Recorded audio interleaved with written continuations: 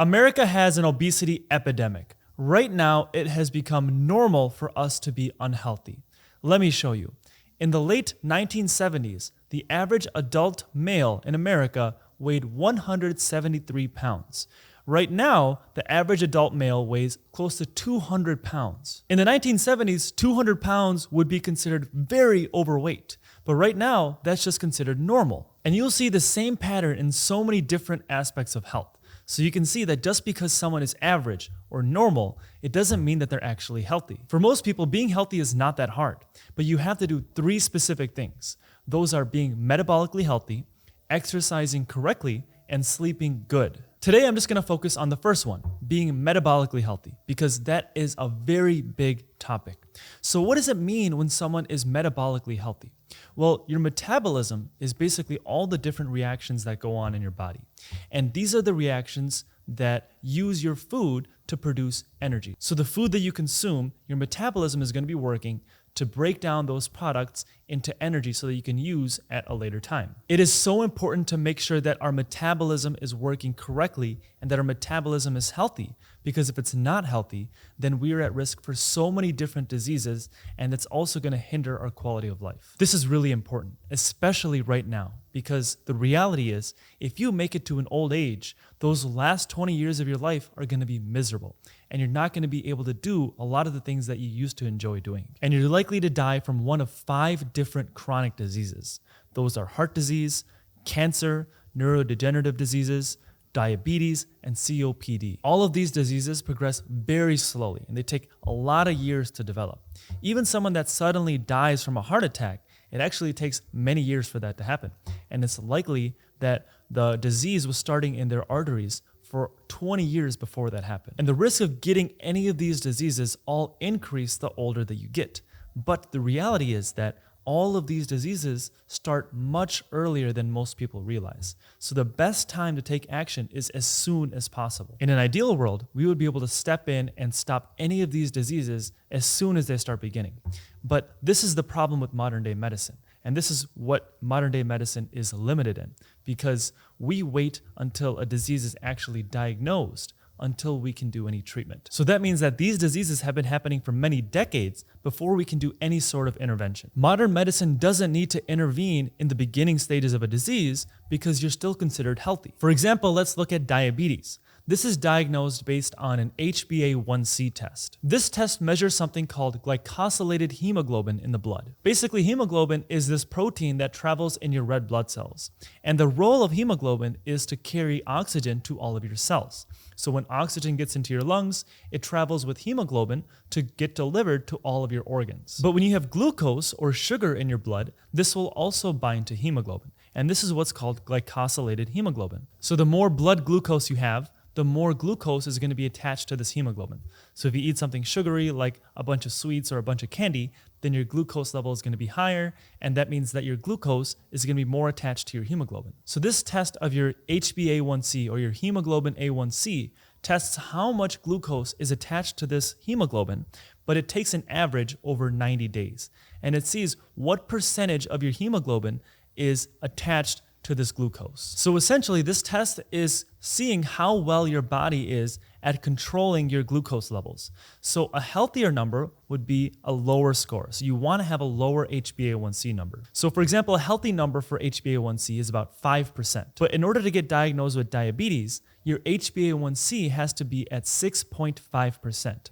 Once it reaches that 6.5% mark, you are now diagnosed with diabetes. At this point, you are given some sort of intervention, like you were given drugs to help lower your glucose levels because your body is not doing it well enough on its own. So some of these drugs will help your body produce more insulin, and insulin is responsible for pulling your glucose out of the blood and storing it, or some of these drugs will actually just inject insulin right into your body. But let's say your HbA1c is not 6.5, but it's 6.4%, just 0.1% lower. Well, you can't be diagnosed with diabetes because you don't reach that threshold. So now you're considered pre-diabetic. But this is given a much different approach. Instead, now it's kind of a wait and see approach. So they'll tell you to exercise a little bit, and they'll tell you to change your diet slightly, but all of this is kind of vague in their instructions. This is the problem with modern day medicine. They don't really go into detail. So it's kind of a wait and see approach until you're actually diagnosed with diabetes before they start giving you a drug to control it. Now, if this were me personally, I would want this addressed way sooner, before I even get close to that pre-diabetic mark, because I don't even want to get close to that diabetes mark. And this is the thing with medicine where we need to change. We need to start focusing on prevention and not just reaction, because we are really good at reacting to certain diseases, but we're not so good at preventing certain diseases from happening in the first place. So preventing something like diabetes has to start way earlier than someone is even considered a pre-diabetic. It's kind of like going to the dentist. When you go to the dentist every 6 months to get your cleaning and make sure that there's no cavities, that's all considered a prevention, because you are preventing getting gum disease and you're preventing getting cavities by checking your teeth and making sure that nothing else is going on.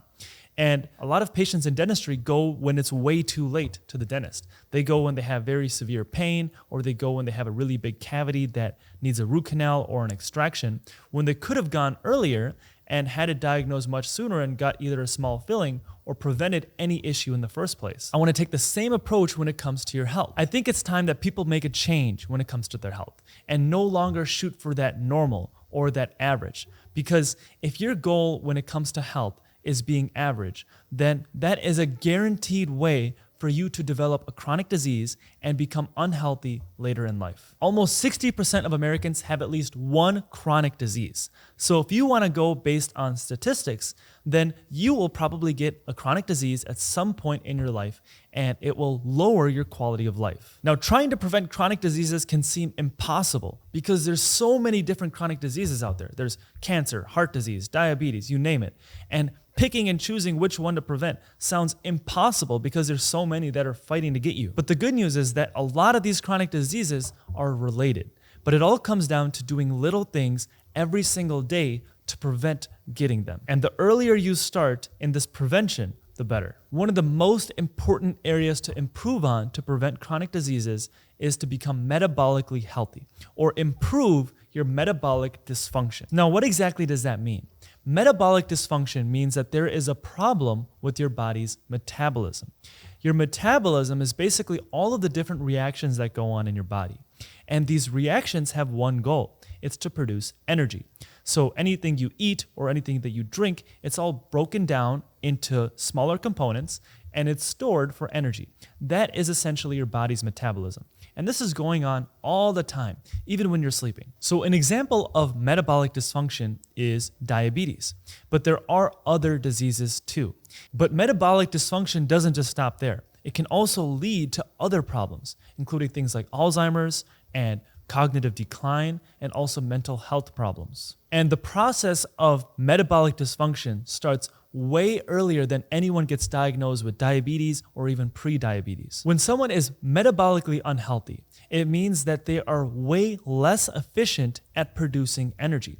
And specifically, their mitochondria in their cells are not healthy and not efficient in producing energy. So you might remember from biology class that your mitochondria are the powerhouse of your cell, and their goal is to produce ATP, or energy. And here's a little example of someone who is metabolically healthy and someone who is not metabolically healthy. So let's take a healthy person and they try to do some sort of exercise. A healthy person, when they're exercising, will be able to do aerobic respiration. And this is basically when your body is burning both fat and glucose in the presence of oxygen to produce energy. So in aerobic respiration, you're burning both fat and glucose. Now, if a metabolically unhealthy person tries to work out, they will quickly switch to using anaerobic respiration.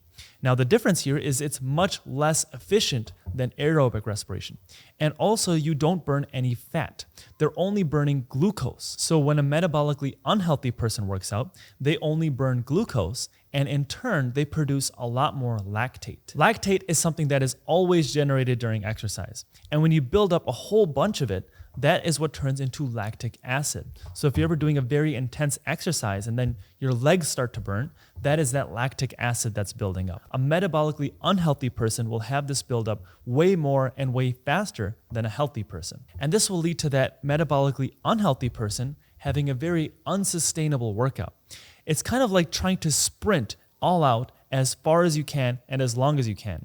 But instead, for an unhealthy person, that will just be their normal day-to-day tasks. So if a healthy person and an unhealthy person were doing the same exact workout, the healthy person will be able to burn fat and glucose at the same time. But an unhealthy person will only be able to burn their glucose. They will not be able to burn their fat, and they'll build up more lactic acid. And the reason, again, has to do with their mitochondria. Their mitochondria in their cells do not function as well because their mitochondria are unhealthy. And there's been a lot of studies. People who are obese or have diabetes, in general, when they're just resting, they have a lot more lactic acid or a lot more lactate buildup just at rest. This is a huge sign that their mitochondria are just unhealthy and that they're working way harder than a healthy person just being at rest. And this is one of the biggest problems with people who are metabolically unhealthy because they can never tap into their fat stores. They can never start burning their fat no matter what they do. These are the people that need to burn their fat the most, but they can't do it. It's kind of unjust in a way. This is also why someone who's metabolically healthy will have a quote-unquote fast metabolism. And this is also why so many people are so jealous of those people because they think whatever they eat, whatever they do, they're just going to burn it off because their metabolism works better. But at the end of the day, it comes down to how metabolically healthy you are. And you can see how becoming metabolically healthy will help you in so many other aspects of life, not just one particular thing here. It's in literally everything. I mean, imagine being able to burn fat while you're sleeping or while you're resting. So how can you start to control your own metabolism and start becoming more metabolically healthy? Well, one of the biggest ways to do this is controlling your insulin. Your insulin is a hormone and it's secreted from the pancreas. That means it's both produced and released from your pancreas. And it's released in response to a glucose spike. So if you eat something sugary or if you eat a carbohydrate and it breaks down into glucose, this insulin will be released. And the goal of insulin is to store your glucose for a later use because you're going to need that glucose at some point when your body needs energy. Now, insulin is a very important hormone. You can see how important it is to store this glucose and make sure that you have enough of it for later use. But the problem with insulin is when we start to abuse it. The first step to becoming metabolically unhealthy is insulin resistance. So basically the way insulin works is, let's say you eat something. You eat a nice hearty breakfast. You have sausage, you have eggs, you have potatoes, you have a bagel, a nice big breakfast. Now, as soon as you eat that, you're gonna have a big sugar spike in your blood because those carbohydrates are gonna break down and now you're gonna have all this glucose floating around in your blood and you're gonna need something to store that glucose for a later date. This is where your insulin comes in.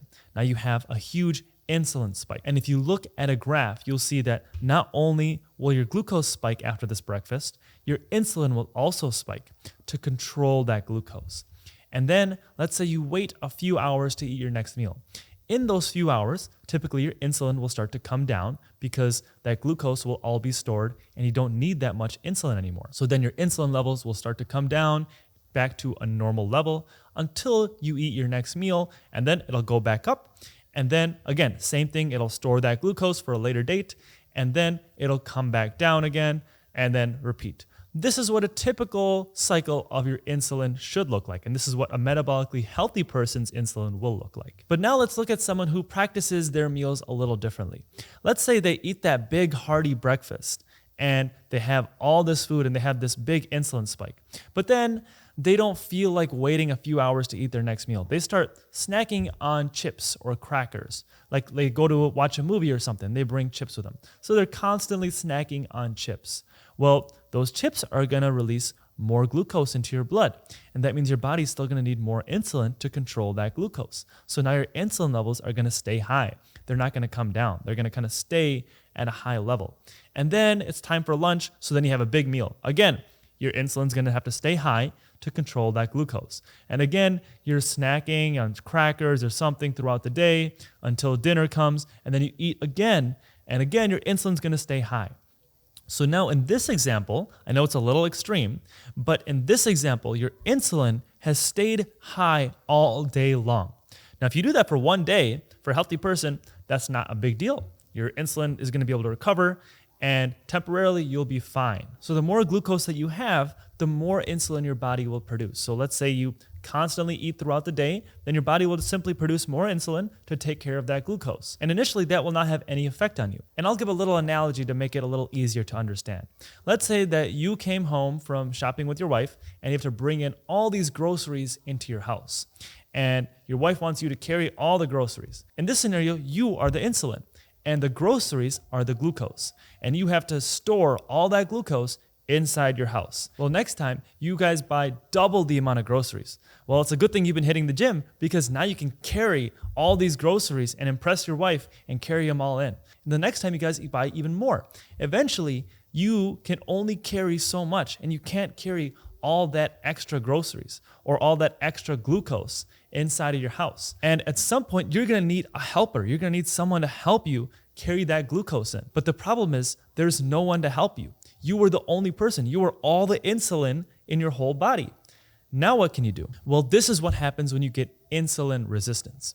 When your insulin levels stay high for such a long period of time, your body can only produce so much. And eventually your body's glucose or all these groceries will spill over. You will not have enough arms to carry all these groceries inside of your house, just like your body does not have enough insulin to store all of your glucose. Now, this is a very extreme way of looking at it, but this is pretty much the same thing that happens to your body, and this is what leads to people becoming pre-diabetic and even type 2 diabetes. So if your goal is to become metabolically healthy, which everyone's goal should be, then you have to control your insulin levels. So the three biggest things you can do to help that is to avoid snacking, and avoid eating refined carbohydrates, and also practice intermittent fasting. Like I said before, the more you snack throughout the day, the higher that insulin level will stay because you're not giving that insulin any break. You are basically constantly flooding your body with glucose, and your body has to constantly, in turn, produce more insulin. So instead, what I recommend is to eat however many meals and don't eat at all in between. So let's say you eat 3 meals a day, breakfast, lunch, and dinner. Don't have any snacks in between. If you have to have a snack, then incorporate whatever you're gonna eat into your meal. You know, the interesting thing here is that this will also help your teeth because the reason that people get a lot of cavities is not just eating sugars. It's actually the frequency of eating these sugars. So let's say you were gonna sip on a can of Coke throughout the day, and someone else is gonna just chug a can of Coke all at once. That same can of Coke will cause more cavities in that first person than the second person. And the reason is that first person is flooding their mouth with sugars, even if they're just taking a sip. They're flooding their mouth with sugars, which feed the bacteria in their mouth and cause cavities. On the other hand, that second person, they chugged all that sugar at once. Now, that sugar might be affecting their body, but their teeth will not be as affected because now for the rest of their day, if they don't have any other sugars, their saliva is clearing away all that acid and all that sugar that's in their mouth so that they are way less likely to get cavities. Now, it's the same thing when it comes to your diet and your glucose levels and your insulin levels. Now, if you are used to snacking, then this may be a little hard to adjust to because you're basically going to be constantly hungry. So you're going to have to fight that urge for a little bit to not snack throughout the day. Now, the second thing I said was avoid refined carbohydrates. Now, these are things like white bread or white rice or any pastries or bagels. All of these things will have a much higher glucose and insulin spike in your body compared to things that are whole grains. And the third thing is practicing intermittent fasting. So intermittent fasting is basically, like the name says, is intermittently you are not eating anything. And then you have a specific time window where you're allowed to eat. There's a lot of different ways to practice this. One way is to practice a whole day fast, where you have a whole day where you just do not eat anything. And then the next day, you can eat like normal. Another way to do this is an alternate day fast, where one day you're fasting, you're not eating anything, the next day you're eating. Then you go back and forth like that. Some people even practice like a whole 3-day fasting. I practice a different version of this. I still eat every day, but I eat in a time-restricted window every single day. So my first meal every day is typically around 1 p.m., and my second meal is at around 7:30 to 8 p.m. So those 7 hours are my whole eating window for the day. I don't eat any other meal for the rest of the day. So I only eat 2 meals, and I don't snack in between. So that's my way of controlling my insulin levels, where I have those 17 hours where I'm not eating to help make sure that my insulin levels are low and controlled, but then I am able to eat those 2 meals every single day so that I don't really get hungry throughout the day. That way of fasting personally works best with my schedule. That's why I do it that way.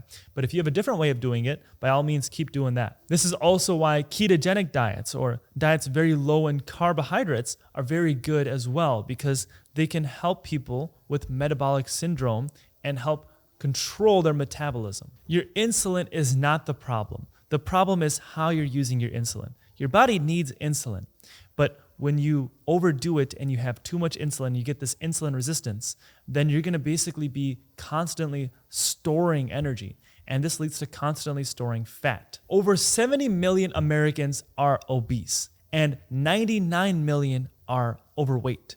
So how can we tell if someone is obese or overweight?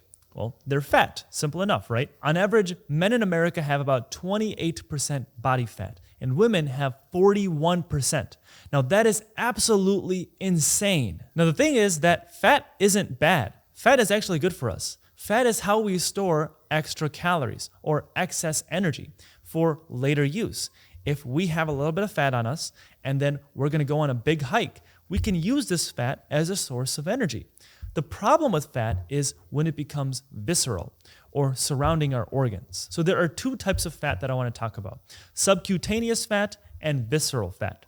Subcutaneous fat is the good fat. This is the fat that you want. And this is the fat that lies underneath your skin. And this is the safest place to store our fat or store our energy. And this is also important in keeping us metabolically healthy. And there was actually a study that showed this. There's a guy named Gerald Schumann who was a researcher in diabetes. And he took these mice that were insulin resistant.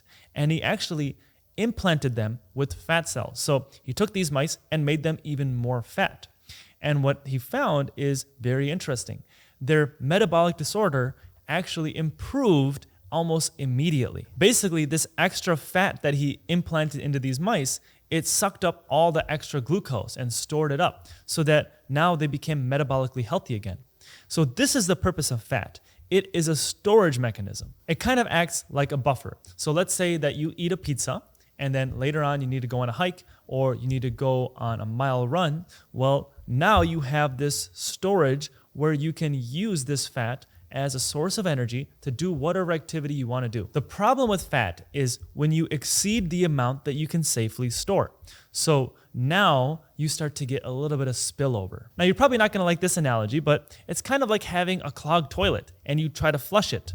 Well, what happens is that water starts to rise and spill over, and only so much water is going to fill that toilet. Eventually, it's going to pour out, and all that disgusting stuff is going to get all over the floor. This is the same thing with excess fat or excess energy or extra calories. It's all the same thing. When you have too much of it, it's not going to be able to be stored subcutaneously or under your skin anymore. It's now going to find other places. And this is when it starts to spread around your organs, or for example, going into your liver. And this is especially true when you're not using that fat. So let's go back to the same scenario where you're eating the pizza and then you have to go on the hike later. Well, now you're eating the pizza, but your plan for the day is to sit in a hot tub and watch movies. Well, now that you're not using that fat, it's going to be even more likely to spill over because more and more of it's going to build up, and it's not going to be going away because you're just storing it and you're not using it. And when this extra fat starts to spread around your organs, this is when it turns into visceral fat. Now, this is the bad fat. And actually, when extra fat starts to penetrate into your liver like this visceral fat does, this actually mimics what looks like too much alcohol. So the same damage that alcohol does to your liver, the same thing will be done by fat. And it's not just your liver. All of your organs are going to be surrounded by this visceral fat the more that you keep storing it. And this will cause a ton of problems with your body. One is this will cause a lot of inflammation around your body because the more fat you have, the more inflammation you'll have. And this will also lower your metabolic health. It'll make your insulin resistance worse, and it'll make you at risk for so many other diseases like heart disease and cancer. And this is the problem with our modern diets, because our ancestors did not have this problem. It was only recent where this problem developed. Our ancestors liked fat. They needed fat. And this is how our human bodies were evolved to actually use fat. Because unlike us, our ancestors had to survive long periods with no food. Now think about having to hunt for all of your meals, and then winter comes, and now you're stuck in a cold climate. Obviously, you're going to have times where it's going to be really hard to eat, and this is where your fat comes in, because our ancestors used this fat for times where they were not eating for a long period of time. And on top of that, our ancestors were always on the move. They were always hunting. They were always moving.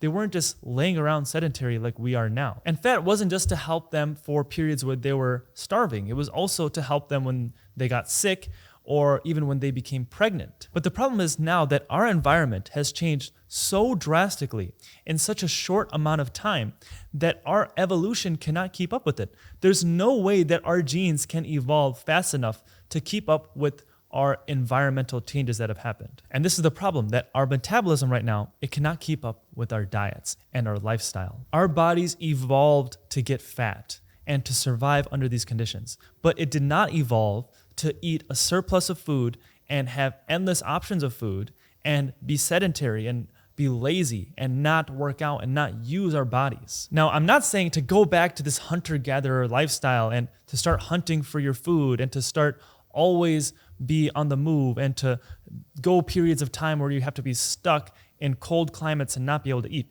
That would suck. I really enjoy sleeping in my bed and being comfortable and being able to eat a surplus of food whenever I want to. But we can use this knowledge to help us with our modern day lifestyle to make sure that we are using our fat correctly. So the two biggest things are going to be intermittent fasting and working out. I talked a little bit about fasting before, but there are so many different ways of practicing it. Like I said, you can do a whole day fast where basically one day you are just not eating anything, and then the next day you go back to eating. Or you can even do where you fast one day a week. I know some people that do that. Or what I like to do is a time-restricted eating where I eat just 2 meals a day, and my eating window is between 1 p.m. and 8 p.m. For the rest of the day, I am not eating anything, and in between those 2 meals, I'm also not eating anything. We cannot rely on evolution to take care of our fat problem or take care of our modern day diets. It takes hundreds of thousands of years for even the slightest of slightest changes to happen in evolution. And it takes millions of years for something noticeable to happen. So in our lifetime, good luck. You're not going to be able to rely on that. Over 13% of Americans suffer from some form of asthma. And this puts them at a huge disadvantage compared to other people. And most people think that the only way to deal with their asthma is to keep suffering and to carry an inhaler everywhere. And some people even give up exercise